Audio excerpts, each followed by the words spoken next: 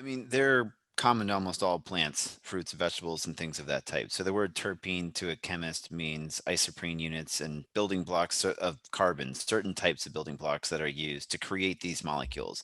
And they can be relatively simple and exceptionally complex. So a more famous terpene might be known as Taxol. It was found on the Pacific yew tree. It's a strong anti-cancer agent, and it is amazingly complex in its chemical structure. The ones we find in cannabis are nowhere near that type of complexity.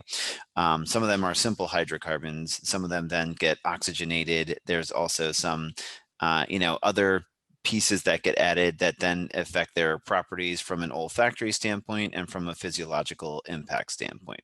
So and I think these molecules are made by the plants more so to have the plants communicate with their environment and talk Mhm. to the rest of their world.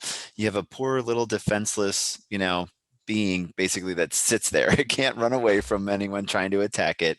It doesn't know how to call for help vocally like we do. So it sends out molecules to, either ward off folks or attract the right ones to take care of the current problem that's on them.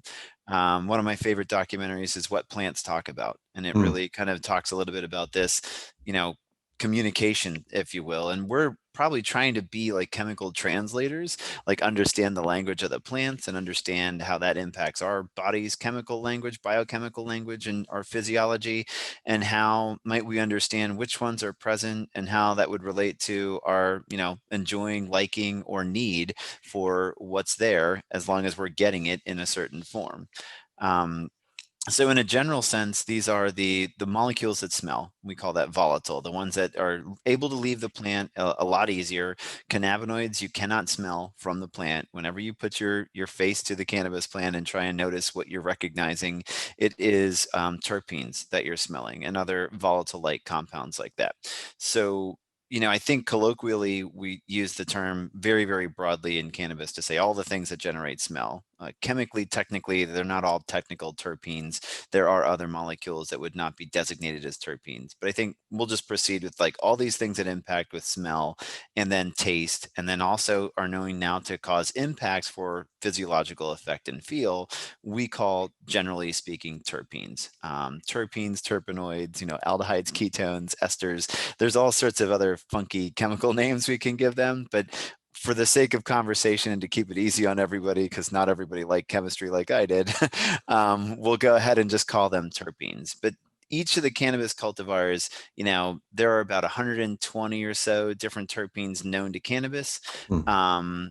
There are tens and tens of thousands of these molecules known on the planet in the botanical world. So, there's a very small subset of them that are present in cannabis. And a lot of these things are not only found in cannabis. There are very, very few that are specific to cannabis as we know today. We haven't looked at every plant on the planet, so you can't rule out the possibility that you find some of these other ones elsewhere. But there are ones that are very common, like limonene is found in, citrus. So the orange juice industry, limes, lemons, they have tons of those things.